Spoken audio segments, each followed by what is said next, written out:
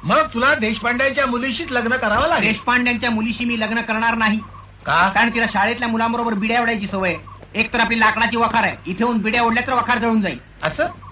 मग तू कोणाशी लग्न करणार आहेस?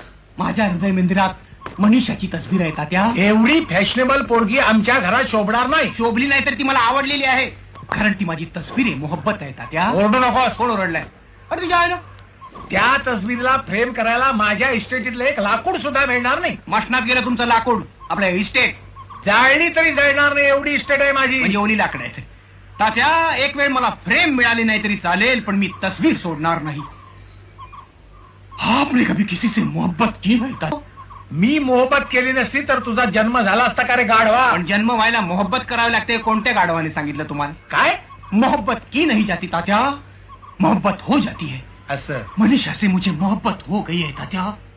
हे तुझं फायनल?